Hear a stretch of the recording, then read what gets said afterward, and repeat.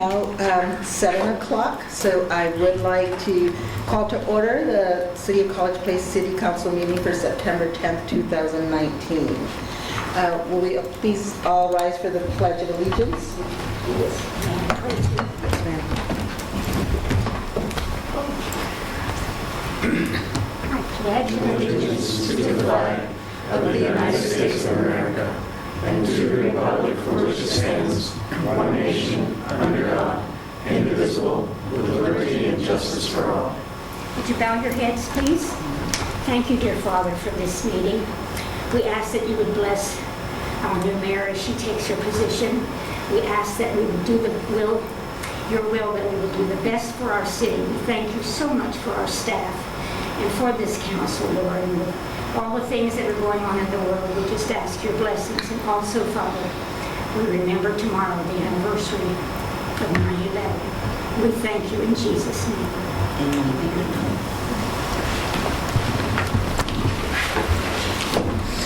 Thank you. All right, now's the time for public comments where citizens of College Place can come and make a brief 3-minute statement. If there's anybody wishing to make a public comment, please step forward to the podium. State your name and address, please.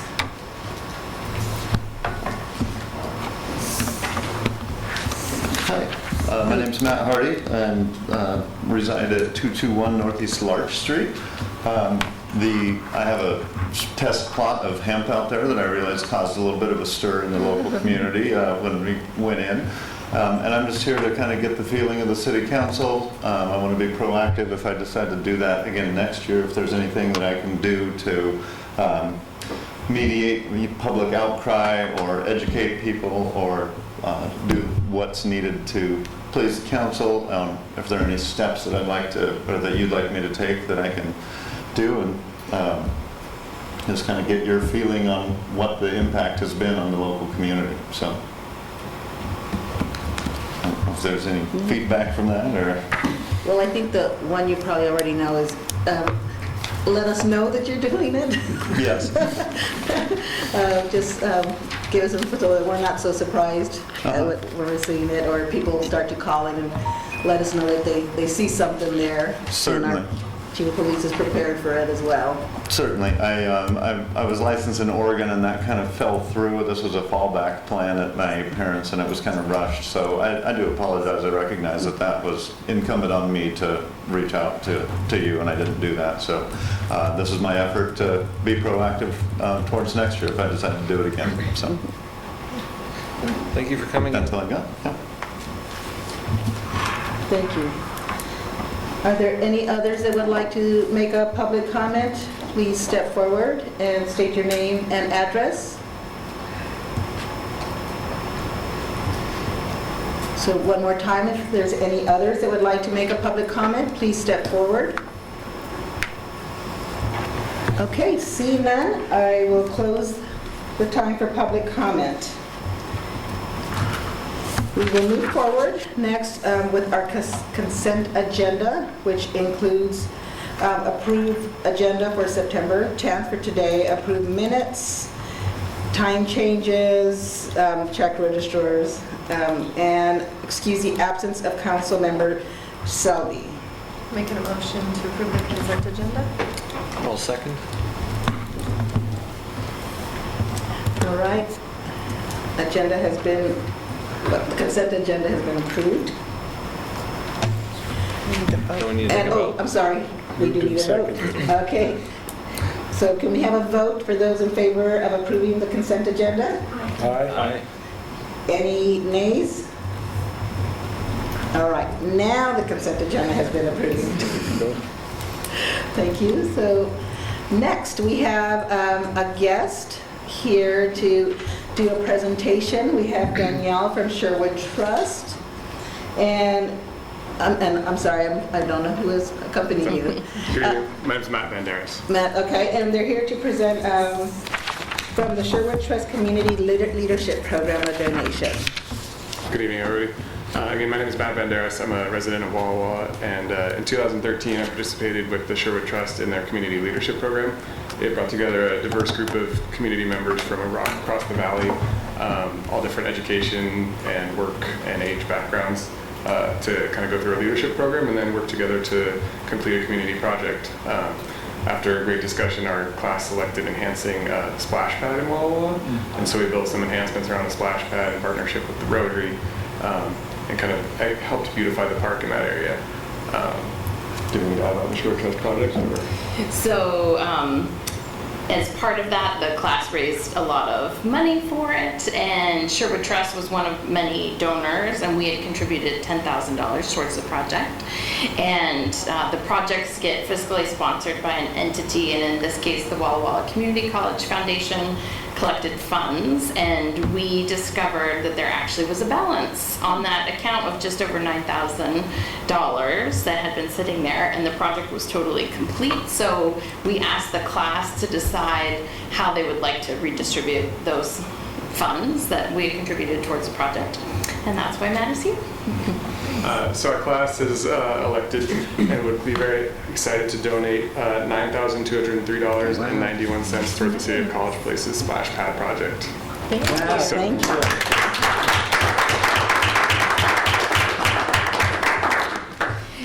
Who would like to check? I'll take the check. This is the fun part of new mayor duties.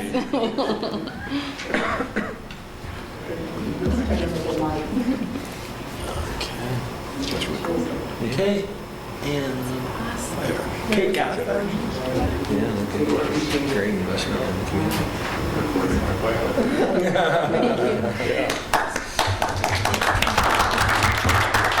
So just a note that our program does include a number of alumni from College Place. It's a regional program, and they're excited to see the initiatives at Lions Park. So thank you again to the city for your initiatives to beautify your community, and we look forward to hopefully splashing there and walking on trails and enjoying it in the future. So Thank you all for your Thank donation. you.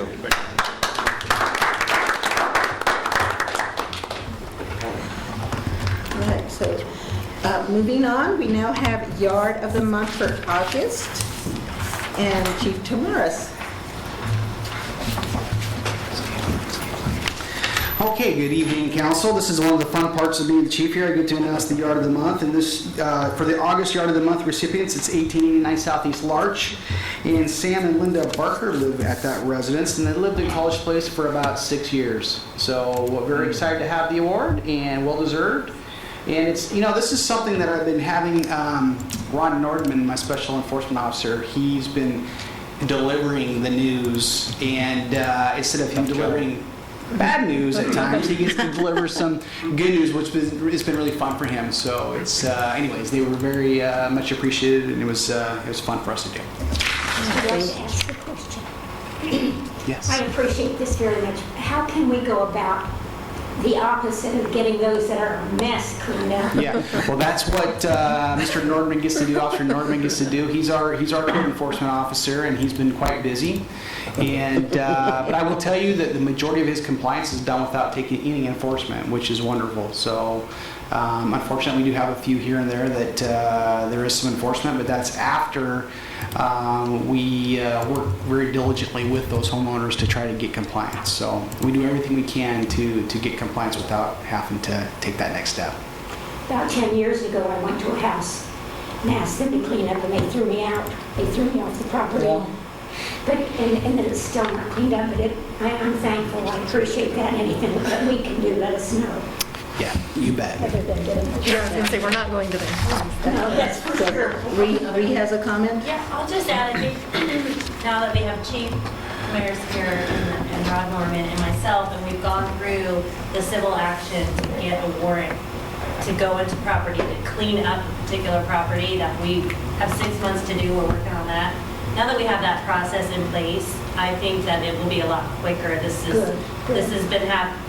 took about 2 years to do with the change of attorney, and the approach that we're taking is quicker. I mean, I went to court twice and got it done. So hopefully we don't have to do that, but in those special cases, we can do it and hopefully do it quickly. Thank you. Yeah. That's right.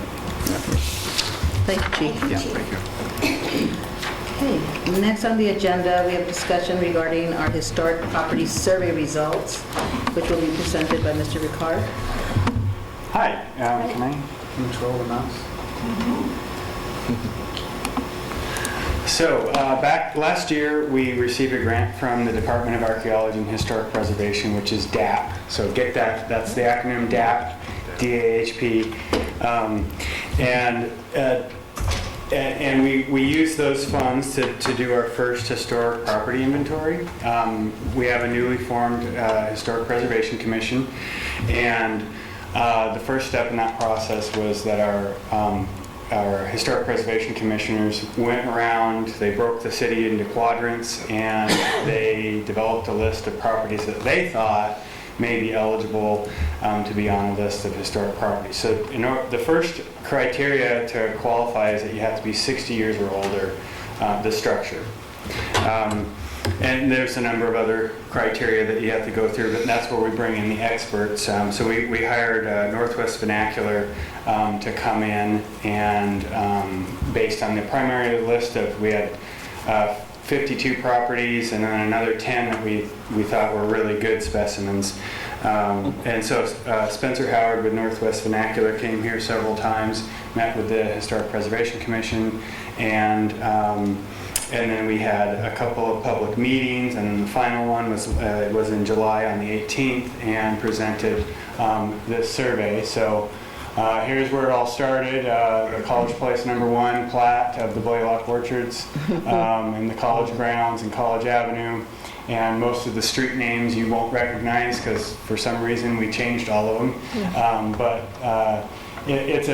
It's a fascinating document. It starts out from the early days of the Adventists coming to the area, and it's a really interesting read. It will not put you to sleep if you're interested in history. It will not. So it's really fun to go through and read through the whole thing. And then it also talks about architectural styles, the development periods of College Place, and then it evaluated the 52 where we did the reconnaissance level, so the higher level, like this, the house is 60 years old, it's this type of architecture, it has these elements that are still intact, and we think it would be a good specimen to get on a local registry. And then there are the more intensive level ones where they're excellent specimens. So we wanted to dig deeper in, find out who maybe the original owners were, the history of the people that lived there. Did they have, were the owners or the residents of those structures, did they have any historical significance to the formation of College Place? So it's a really cool document, and it's intense. So in order to break it down, part of the project, we created these story maps, and so they're GIS based, and we don't have these on our website yet, so you guys are getting a sneak peek at these. So we have it in three categories right now. So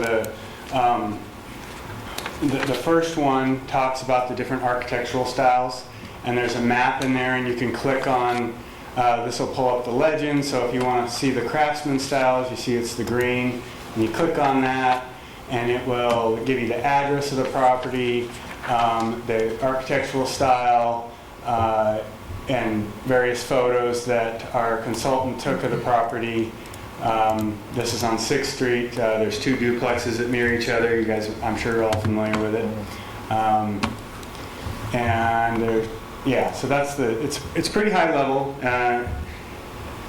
And so all of the properties, all of the ones that we surveyed are on this map, and the different architectural styles. And then, of course, we have the descriptions of the architectural styles, so you can go through. This is an example of collegiate Gothic.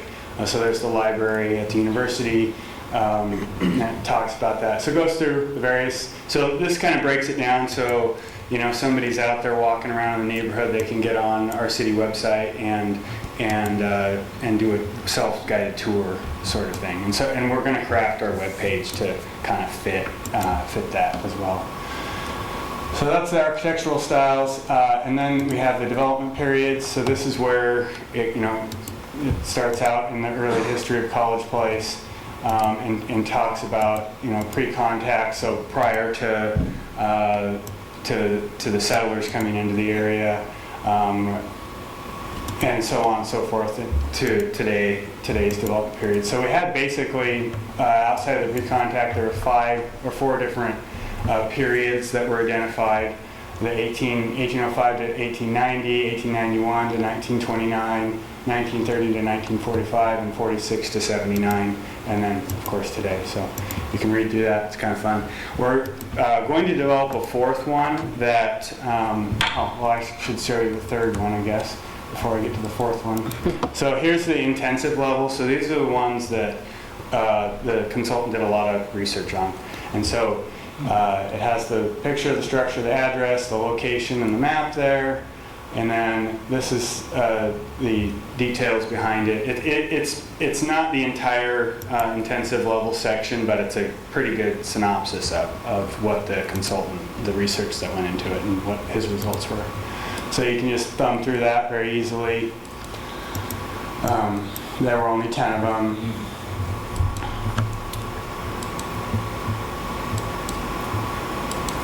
So that's kind of cool there. So the 4th one that we're developing, and we'll let you know when it's out there, is we want to take each of the 52 properties and have a similar style layout in a story map, because we do have some basic descriptions behind each one of them, and for a self-guided tour, if somebody's in town, that would be more user-friendly for them to be able to kind of click through the 52 properties and have the map up there. But it's a little bit more effort, and we ran out of time. So we have submitted this to DAP, and they've approved it. We've met all their criteria, so we can work with Sarah to request reimbursement for the $10,000 that we had to put out in advance to complete this project. Any questions? Yeah, I really like this. This is to the bones of the community. The first plat that you showed, was that attached to our board docs? Did I miss? Yeah. It was the. It's the final report. It's the final report right there. Got it. Okay. So this is the cover page to the report. Okay. I'm back. Yeah, so the city was laid out, the first plat was College Place number 1, and then there's College Place number 2. And then parts of those were re-subdivided, but I thought that was a good spot. And perhaps an off-subject question, but are there any, I was intrigued by the 1805 start date time. Are we in possession, or do we have any paintings of what the area looked like between pre-Civil War of the College Place area? Are you aware of any that are? I'm not aware of any, but I can ask our Historic Preservation Commission. A number of them have experience doing research over at the Whitman Archives, and one of our board members is a faculty member at the. Yeah, if you could, there's some. I know there were some early photos and some paintings of the city of Walla Walla that are very intriguing of what it looked like before. I've seen one somewhere of like the Blaylock orchards that people have like brought out at anniversary time, like of this basically, but the trees and things. In 1805, we're talking about pre-orchards as far as what did the rough land look like. But anyway, interesting. That'd be cool. Yeah, I'll ask them. We meet next week, so. Thank you. Yeah. Is there a place on our website where we have, say, a collection of interesting historical documents or things that talk about the history of College Place? This seems like it'd be a great thing to put on our website or to share on Facebook. Is there something like that in the works or in the plans? Or? Well, this definitely will be on our website. We throughout the development process that I work with, a lot of times the applicants and even the city has been required to do a historic. I'm blanking on the name. A site survey. So like the Kiwanis Park project, we did a site survey, and it's full of a lot of great information, but some of it can be sensitive, so we don't put that out there. this is probably the first thing that the city's developed that is available for the public. That, yeah, we will be getting on our webpage and making it user-friendly. Very cool. That's really good. I'll make a comment. So on the third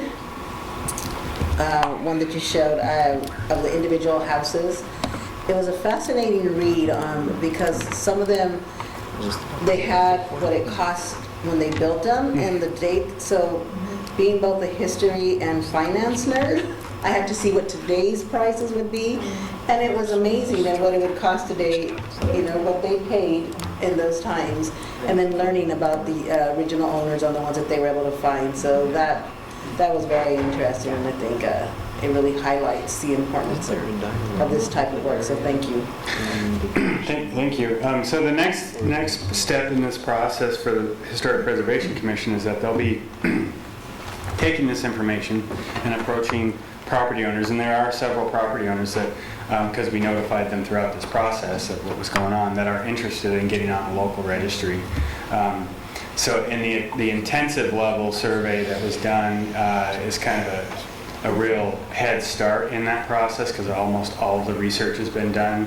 The ones of the other 52 still have some work to do in order to qualify to get on our local registry. But the Historic Preservation Commission is going to start getting out there and trying to develop, because we don't have nobody's come forward. We don't have a plaque to put on a house yet. So Yeah, but this is the first step. So. Awesome. that's great. Thank you. Maybe one final question here. Since these are really great examples, I don't know, it'd be nice to have just something that like points out, hey, check out this house, it's cool. I don't know if there's any sort of signage or something that we might want to provide them that they could use to kind of say, hey, this is a really cool thing on this thing. Yeah, so if a home is if it's because it's property owner driven, they have to apply and get permission to get on a list. We would, like what Walla Walla does, there would be a plaque developed for the house and lists the name of the year it was built, and if we know who the original owner was, that sort of information we would put on there. But I'd like to start thinking about a way just to maybe have a kiosk somewhere out in the public that would display a way, if you're out walking in our community, hey, we have historic properties, they may not be on a list somewhere or identified, but we have this report and you can walk around and just so some way when you're out in the public and not surfing, because nobody surfs our website. I'm sorry, nobody does except Mike. So yeah, we need to figure out a way to get that out there. I mean, social media, of course, once we get the webpage finalized, we'll push that out through social media, and that'll be good. I'm going to hit on a couple of links, and the next time I get up here, but Walla Walla 2020's got a great webpage that people go to, and so we can probably convince them to put a link to our historic property list. So. Yeah. Any others? Thank you. Thank you. All right. Moving on to our action items. Now we have a Southwest Sewer Lift Station property acquisition, and Mr. Rizzatello is going to present that. Yeah, so talked about this extensively at the past meetings. So we need some property to go place a lift station for future Southwest Sewer trunk line. Please keep in mind this line would convey pretty much all the sewage from commercial drive area all the way down State Route 125, including the Temorson Road neighborhoods that are within College Place, and then the newly annexed Stone Creek development. So this MOU just says that both parties will work together to get this the 5 acres we need under the ownership of the city. This is a document that's needed for a big box retailer. We are working with trying to locate into the city limits, and there are certain benchmarks we have to meet to keep their interests. So they wanted to ensure that essentially that area will be served with infrastructure and so forth. So while this doesn't tie us to anything, because we're still working out the property contract, it does say essentially what the price is for. We did have an appraisal, so $175,000 total for 5 acres, and it will be a boundary line adjustment. Mr. Charlie Conan owns the property, so he already signed on that document that you have in that agenda item. So basically it's just indicating we're working with him on this. It's key really to continue providing adequate capacity for sewage for South College Place area. Do we have any questions?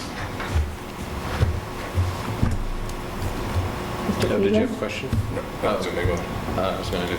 I'll motion to adopt resolution number 19-032, which permits the mayor to sign the memorandum of understanding regarding the acquisition of 5 acres of land for the placement of a wastewater lift station. Mr. Cleveland has made a motion. Do we have a second? Second. All right, Mr. Peterson, second. Those in favor vote aye.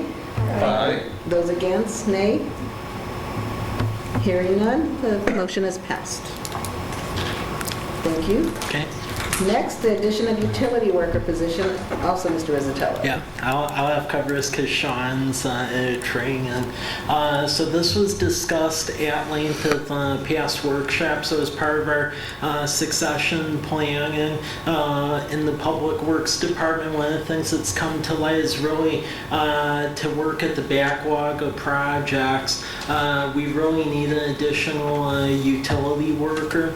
And as the presentation that I went through in the last workshop, when Paul retires, the general game plan going forward would be for Robert Gordon to be the city engineer / public works director, then elevate Rob Ensley, our engineering technician, to engineering division manager, backfill his position, and then Wade Antle, who's our foreman, would be the operations manager, except that would be out of the union because it'd be a management position. And then there'd be the addition of the utility worker on this side, which is basically made possible because there's room in the budget, just because there's been movements in the public works department. So in general, we have the funds for this, and we'd be able to tackle deferred projects over time, such as there's some water lines that need to be replaced over in the Highland Park neighborhood, and several other things where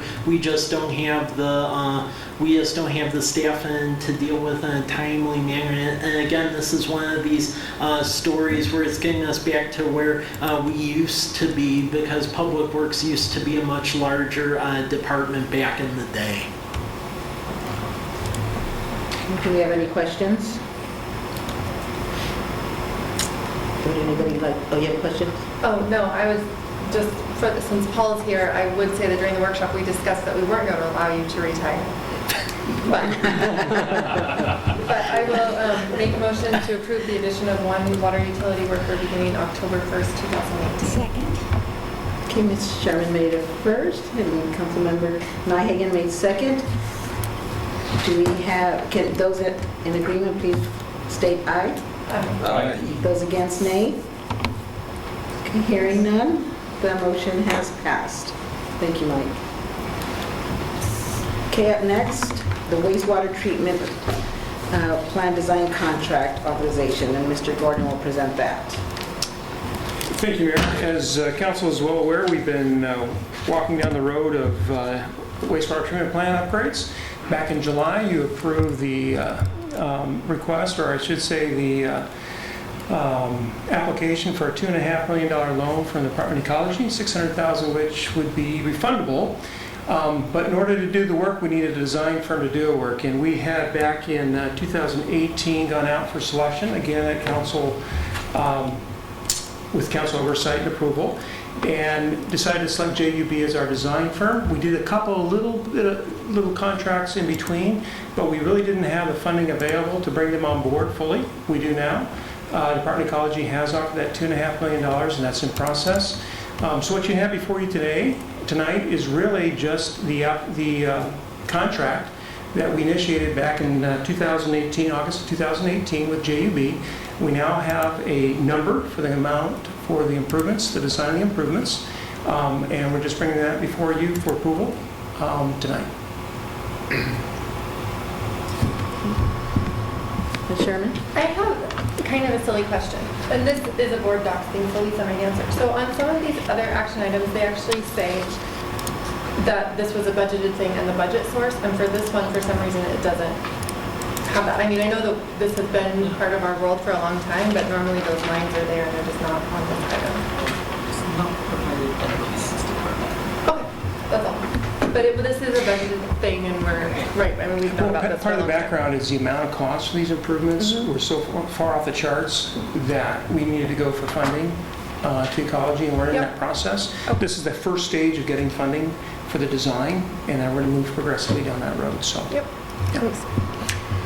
It's, to your point, some of these that are budgeted expenses, some of these are actually, could be bond issue, revenue bonds, or other funding, which Grants, yeah. there's an amount not to exceed because of the amount of the bond or the borrowing caps it. But yeah, right, good point. Do we have any other questions? Okay, do we have a motion for approval? Oh, I'm sorry, Mr. No, I Peterson. was going to make a... Okay. I would move upon city attorney approval of the design contract, authorizes the mayor or city administrator to execute a WWTP design contract with JUB Engineers for $1,876,700 with a 10% contingency of $187,670 for a total not to exceed amount of $2,064,370. I'll second. Ms. Sherman, the second. All in favor? Aye. Against? Okay, hearing none, the motion has been approved. Thank you. Okay, next up is the Historic Cemetery Grant Authorization to apply. Welcome back, Mr. Ricard. Thank you. Oh, I get to drive again, all right. So, the Walla Walla County Poor Farm, which is, Poor Farm grounds are where the Country Estates Mobile Home Park is. And so there's a cemetery down there, and that was established in 1891, and that's where people that resided at the Poor Farm were buried. We believe there's about somewhere around 700 people that were buried there. I know, that's hard to believe because it doesn't, I don't even think it's 2 acres. I think it's not even an acre. It's like 1.89 or something like that. When the park was developed, the county was still in ownership of the cemetery, and they authorized the park developer to go ahead and regrade the cemetery because there were limited headstones on it, and it was mainly weeds. And then at each headstone, at each gravesite that didn't have a headstone, there was a concrete cylinder about the size of a small coffee can, yay size, and then it would be stamped or scratched in with a number. Well, all of those were either covered or turned over when they regraded the site. If you could, oh, I'm driving, never mind. You can see the grave sites from Google Imaging. And by the way, we have new imaging this summer from Google. If you go to Google's website. It's been updated? Yeah, it's been updated. And they're driving our community too, which is kind of cool. So you can see the rows that they face, well, they're aligned kind of head to toe, east to west. I'm not sure which direction is head or toe, but you can see that there are a lot of rows there. So we don't really know exactly where the boundaries of the cemetery are. You can see around from the way the park's developed around it. I've heard anecdotal stories that when this power pole was set in this corner, that the guy from the power company actually pulled up remains. That was pretty disturbing for that worker. So we would like to, there's this technology, it's called ground penetrating radar, and they have the ability to identify through this technology where the grave sites are and the boundaries of them. And also, I believe they would be able to geolocate where the cylinders are at as well. So maybe at a future date, there could be some archaeological project that goes on where they actually dig up those cylinders or uncover them and find out what number is associated with them, so that maybe we might be able to identify who's buried where. It was thought that for a number of years that the county had disposed of the list of people that were buried there, but Walla 2020 a couple of years ago, through a bunch of research, was able to find in the archives at the county the list, and that's why they believe there to be 700 people or so there. So there's a sign at the site that has a list of confirmed people that are buried there, and I don't remember what the total number is on that sign. So this is another grant through DAP, and the deadline's October 23rd. There's no match requirement. Contacted a few, there's mostly universities that do this. There's one private business that does it that I've come across. And we believe that it'll be under $10,000 for us to budget next year and then get reimbursed. With that, I'd just like to point out, of course, there's the grant, the program itself, but 2020's website has some nice information on the county pork farm and the history, and it talks about the cemetery later on. And so it's an interesting site. Their website has a ton of stuff about Walla Walla Valley. It's cool to go to. And then I already showed you the Google image. So with that, if there are any questions, I'll take those. But if not, I would encourage you to pass resolution number 1933. I used to manage that park there. And I checked, please excuse me, I'm sorry. I checked one year because the gravestones were gone. Some of them were still there, and then they disappeared. And I tell you, I can't remember who I talked to, but they said there was a place in the state of Washington that we could go to find out all of the names of those that were buried there. Is that true? That's what they told me. We never did go into it because the owners of the park decided they didn't want to buy it. You know, they didn't want to put any money in it. But I know that I researched it, and they told, I can't remember the department, I know it's been years ago, that there was a place in the state that would have that information. Yeah. Because they said if we bought it, we would have to pay to have all of those dug up. Oh, if the park bought it, yeah. Yes, if the park bought it, and the owners didn't want to do it. So the park is, it's considered a historic cemetery, so, and the city owns it. We obtained ownership in 1965.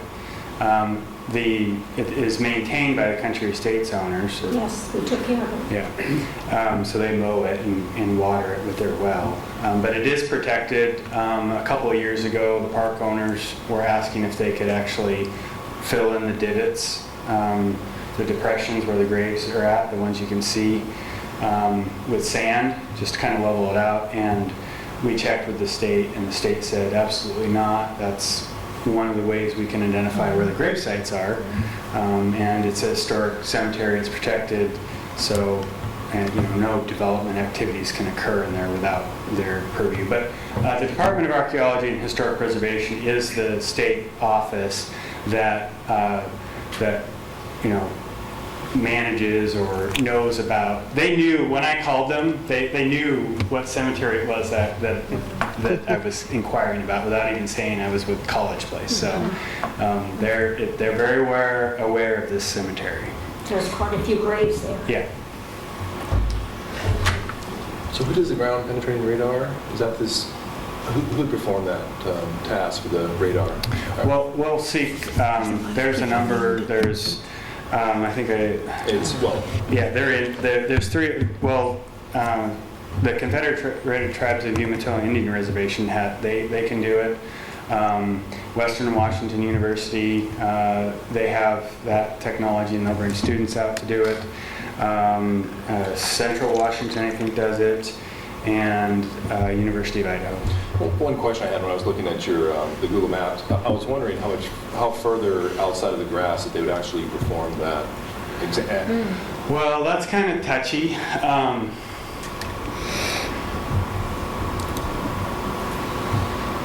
Without having a survey done of where the actual boundaries are, we'll have to work closely with the country estates, the park owners. They're probably not going to want us to go too far, if at all, beyond where we think the established property line is. I don't think anybody wants to inadvertently discover that there's a grave under a home or halfway under a home. So, Jerry? Excuse me, would your in-laws know anything about it?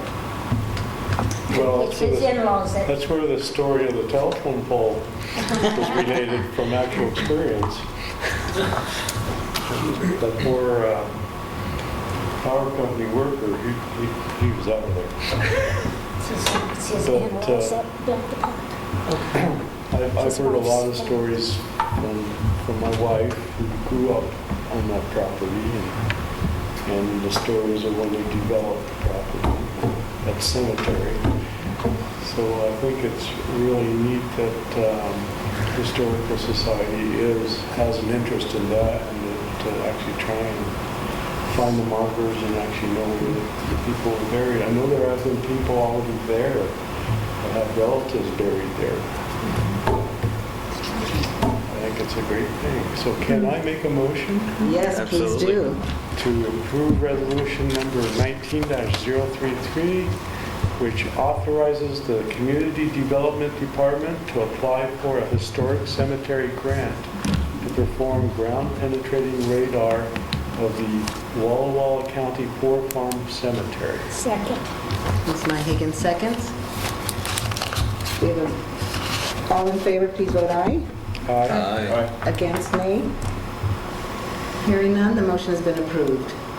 Thank you. Thank you.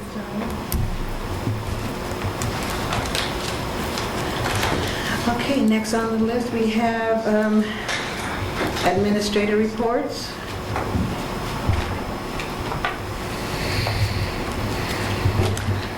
So at our workshop, it doesn't like me.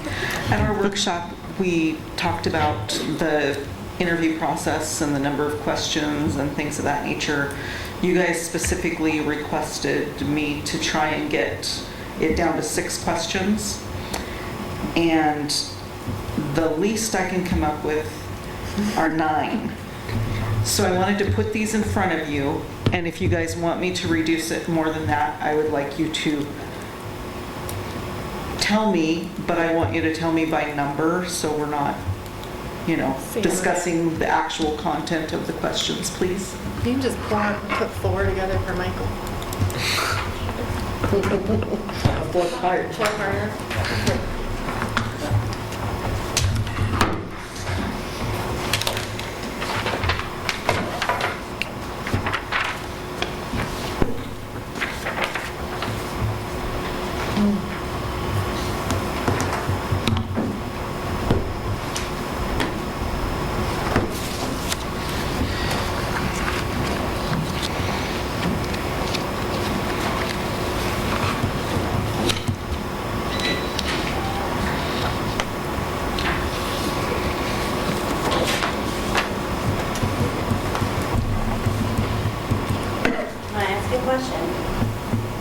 Number 7, is that included in information that you gleaned from the application? That was my question as well. It's not, or could it be added to the application? Not, obviously not for this one. It used to be. I'll have to verify that. Yeah, I was just thinking that might be one. And maybe number 9 could just be part of an introduction from the mayor. Number 9 Could be, yeah.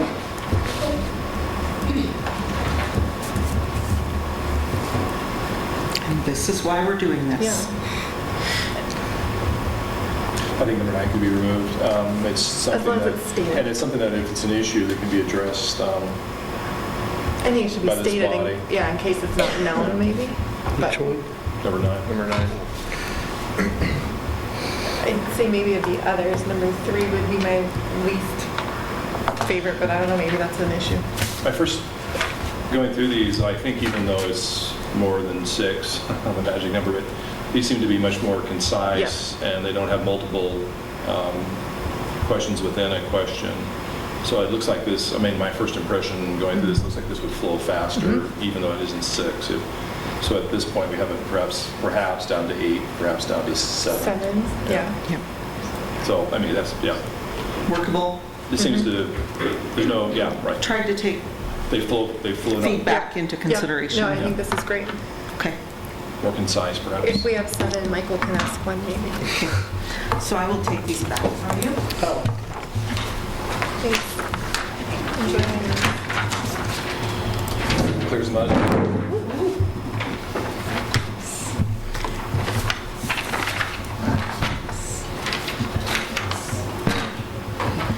Thank you for putting those together, Ms. Mason. Appreciate that. We know it was a big topic last week, so thank you for your work on that. Okay, next we have executive session, and we do actually have something on that agenda. So we're going to call for executive session. It is 7:46 p.m. And Yeah, this is to discuss with myself, legal counsel representing the city matters related to city enforcement actions, or to discuss with me representing the agents, the city litigation or potential litigation is what we are going to discuss. When public knowledge regarding this discussion is likely to result in adverse legal or financial consequences to the agency. RCW 423110 subsection I. I think we should probably block out 30 minutes. Yeah, that will give us lots of time to answer questions and explain. okay, so that's 8:17 p.m. Okay. 8:17, so we will resume after executive session to 8:17. We need to ask that the public and non-participating staff exit. Thank you.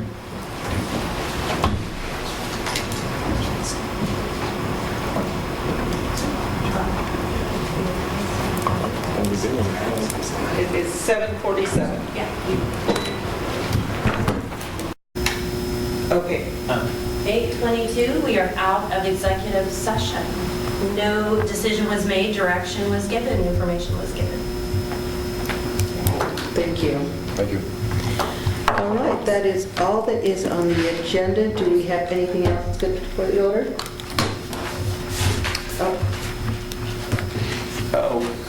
Just Peterson? business at Walmart. I've had people coming to me and talking about the increased foot traffic and everything. It's amazing. And I just wanted to, you guys are seeing that in the city also, as far as police calls are still, Yeah, there's still quite a bit up. It's amazing. I've had 2 or 3. On the flip side, though, with our big box endeavors, that is helping with the discussion on that, though, because it's starting to become a known thing that where the traffic is over to this way. I've had 2 or 3 people that have noticed it that you wouldn't think would notice things like this, and they're just saying that trying to find parking and other things like that. When I came here tonight, the parking lot's packed. It's just Packed. How is Troy feeling about his staffing if they're having to put so much focus on it? I have talked to all of them about that. They feel fine with staffing. The issue that patrol has is the wage issue, which we'll be dealing with during union negotiations. Oh, well, sure. I was just making sure, their coverage, if they're being mostly drawn down, I know that they're not paid enough, but are they working down there? Well, and not able to do other stuff up here? I've asked that, and they feel they're good. No. Okay. Good. Yeah. I have something personal. Would you all keep me in your thoughts tomorrow because I have eye surgery? This one's it's starting to bleed where this one's gone. So please keep me in your thoughts and prayers if you would. Is it happening here in Walla Walla, or where are you having it done? Dr. Lewis at the Eye Center in Walla Walla. Okay. Yes. Do you stay awake? Good. Yes. Anything It's else? macular degeneration where there's bleeding in the eye.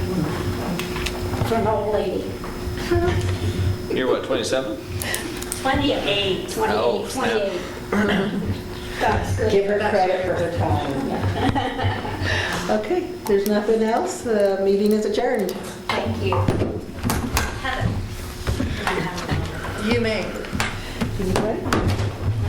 Jerry says. Okay, Jerry, okay.